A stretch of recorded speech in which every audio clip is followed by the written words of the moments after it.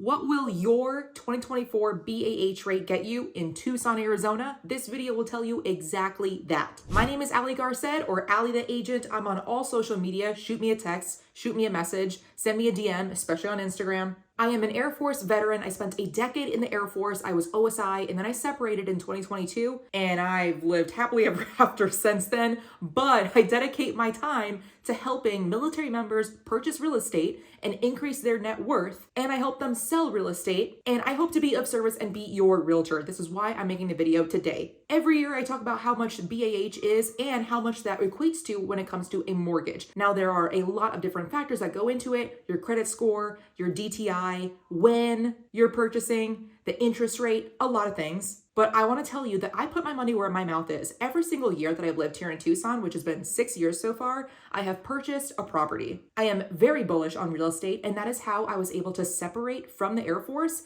after a decade of service as a net worth millionaire. And I'm here to help you do the same thing. The VA loan is so powerful, but this video is not about the VA loan. It's about the 2024 BAH rates and how much realistically that'll get you as far as a mortgage. If you would like to do a deep dive where you and I have a one-on-one consultation, we'll meet over Zoom or maybe do a phone call, but I prefer Zoom. Wherever in the world you are, I just got off the phone with some people in Japan. I will do a one-on-one personal consultation with you to make sure that you know exactly kind of what areas you might want to move in Tucson, how much purchase price we're going to be looking at. I'll connect you to a lender. I'll help you get the process started. I'm also a zero pressure agent. I'm not that salesperson that's like, oh, give me business. I really don't care. I don't need your commission. I want to help you. So if you would like some assistance, I would love to meet with you. I meet with people like you every single day. This is my job. So the best way to guarantee a call on my calendar is to use the link below. It's the Calendly link for buyer. It's going to ask you a couple of questions. What are your must-haves, your wants, your needs, your deal breakers, the price point that you're kind of thinking of? We'll go over all of that, and I'll tell you exactly what the home buying process and the market is like in Tucson when you're looking to purchase.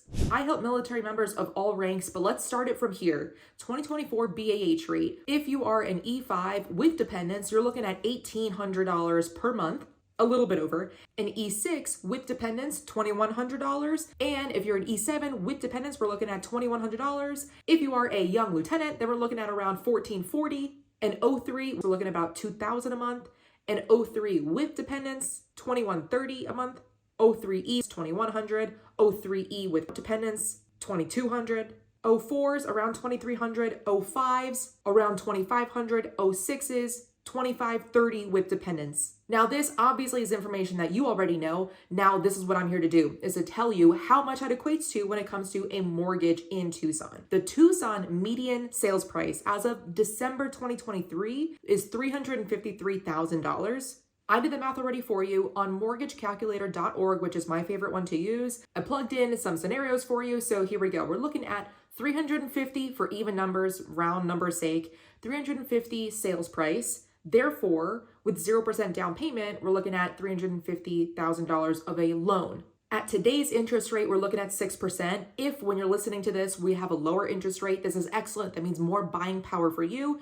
If we're looking at higher percent interest rate, then it's looking like less purchase power for you. Assuming that you're getting a 30-year fixed rate, which you don't have to, a lot of ARMs are becoming a lot more popular now. Assuming no PMI and assuming about $2,000 worth of insurance for the year, and assuming that you're purchasing an HOA property, because it is so hard to find a property that's not in an HOA community in Tucson, especially if you're looking at new construction. They are guaranteed in HOA communities. Very rough numbers for HOA is roughly expect about 25, maybe $30 a month. But over here we pay in quarters typically. So assuming that scenario, we are looking at a monthly mortgage payment, PITI, principal, interest, taxes, insurance, of $2,515. So that is the monthly payment. Now compare that to what your 2024 BAH rate is.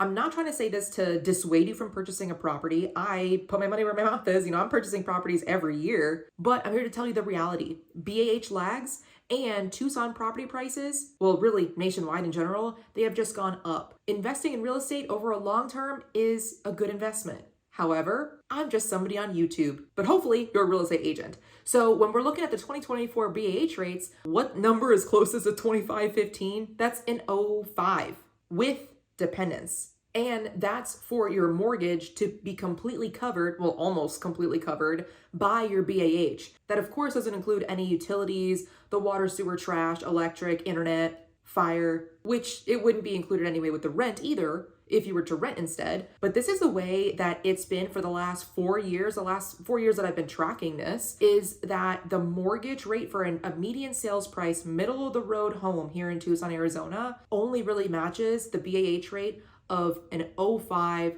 with dependents. Now, does that mean that, E5s, E6s, whatever, don't purchase? Of course they do. And I think it's good that they do purchase. Now, as a quick side note, in case you haven't heard of it, I do want to tell you and let you know of the 33% rule, which I follow. I'm actually even more conservative than that. But in case you haven't heard of it, it says that no more than 33% of your monthly expenses should be spent on housing. And that's more than just your mortgage. I'm talking your entire mortgage, your principal, interest, taxes, insurance, all of the utilities, all of the extra expenses, lawn care, which we don't have too much here, pest control, which you will need, especially if you live on the outskirts, weeds, everything that it takes to be a homeowner or a home renter. You should not be spending more than 33% of your monthly income to housing. If that is the case, you are house poor. So this video is not like a feel-good video and like, yay, everyone should buy a house if you have the means to. If it's not gonna go over your 33%, then I definitely suggest you buy and purchase real estate, you invest in real estate. However, everyone's situation is different. Some people know that they want to sell at the end of their time in Davis Monthan and that they don't want to become landlords. Some people know that they want to purchase and they want to rent it out. In that case, definitely purchase.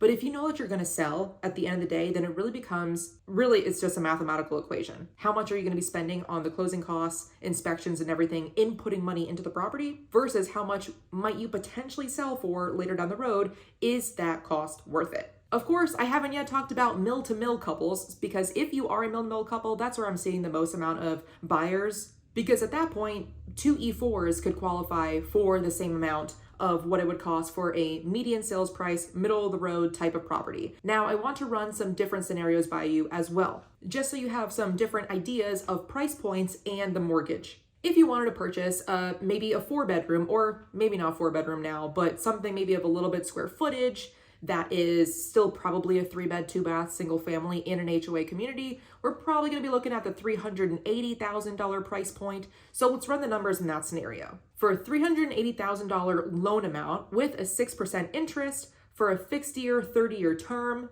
assuming the same property taxes and insurance before, and also assuming the same HOA and PMI, we are looking at about $2,700 a month for your mortgage. That is roughly $185 more to purchase a property that is about $30,000 more. Now, if we are looking at the $400,000 price point, we're probably looking at, as of right now, new construction, most likely a 2-story home, because a lot of 1-story new construction homes are in the $500,000 range. What do you know? People in Arizona want 1 stories more than 2 stories. In the $400,000 range, we're probably still looking at a 2-car garage only, not a 3-car tandem, but we could be looking at 4 beds, 3 baths, or maybe 4-bed, 2-bath.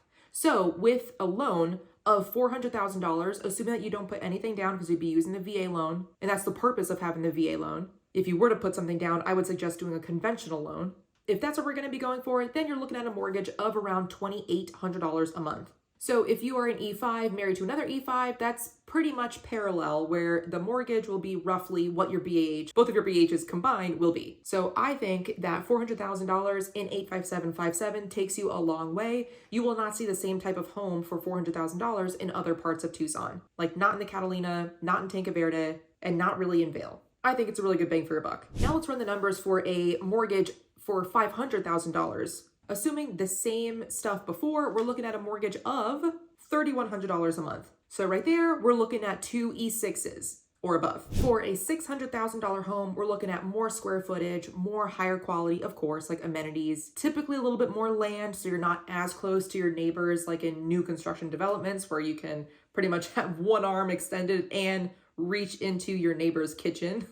And you'll see a little bit more $600,000 homes up in the Catalina, Oro Valley, some Marana, some Vail. And of course, Tucson has $1 million homes as well. But I do want to go back to a little bit of the lower side. So what will $300,000 get you in Tucson, Arizona? I don't want to lead you to believe that 300K, you can't really get anything good. You definitely can. It just might be a little bit further away from downtown central Tucson, which might be what you prefer anyway. So for $300,000, you can get a property just like this. This one is a 2021 build. It's a 3-bed, 2-bath. This is in the same zip code as 85757, like a little bit out west, southwest of Davis Monthan, where there's newer development, new construction. Tucson overall is growing. It's growing north, it's growing west, it's growing south and southeast. So for 300K, you could also be just the second owner ever of a property. You could also lean toward new construction where you're the first owner ever of a property, but at the $300,000 mark, even though you could still get new construction, we're looking at lower grade stuff. So maybe not the quartz countertop, maybe not the highest finishes.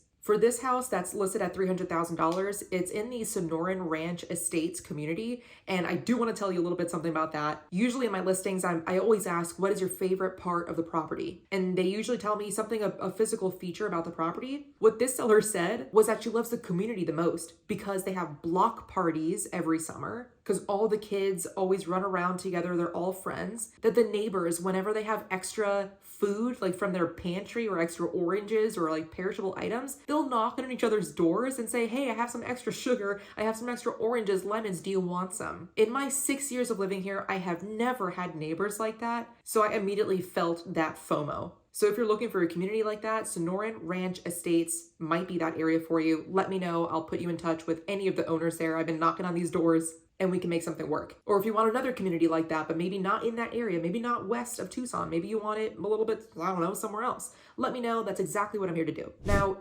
I know that BAH does lag behind when it comes to, well, keeping up with the times. So some people at this point might think, you know what? A mortgage might be too much. Let me just rent instead. And I'm here to let you know that rents are also just as expensive here. The average single family home to rent in December 2023 was $2,100. If you're looking for something smaller, say like a townhouse or a condo, then we're looking at a little bit less. A lot of people also think, well, when the housing market crashes, then I'll buy, or then I'll rent, or whatever it is, but rents will come down. They won't. As you can tell from this chart, rent has only gone up. And that's since 2013. That's why investing in real estate is such a powerful plan, because you can have tenants pay for your mortgage. So being that the average single family home to rent in Tucson is $2,100, and that matches the BAH of a colonel without any dependents, or the BAH of a captain with dependents, that also still narrows down your choices. So I think if we're going to be paying a lot, you might as well pay into something that will pay you back in the future. Because otherwise you're taking this, say $2,100 a month that you'd be paying in rent, multiply that times 12,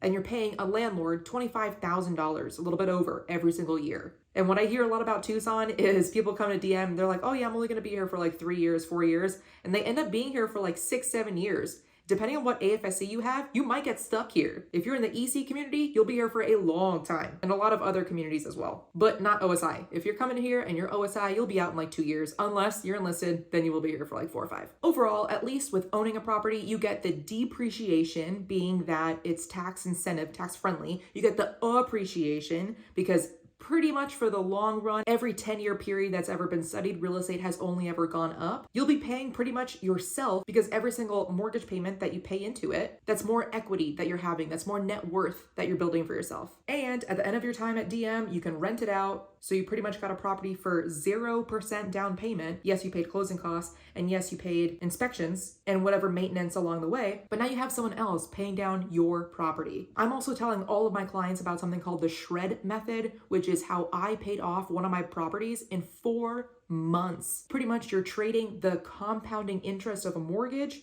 you're trading that for a simple interest line of credit. I have a whole nother video on that. I have a lot of videos on my channel. If this helped at all, hit the like button, hit the subscribe, but even better, book a call with me below, because I cannot help you unless you let me know that you are PCSing here. So whether or not you have orders, shoot me a text, book a call, and let's get this home buying process started. See you in the next video.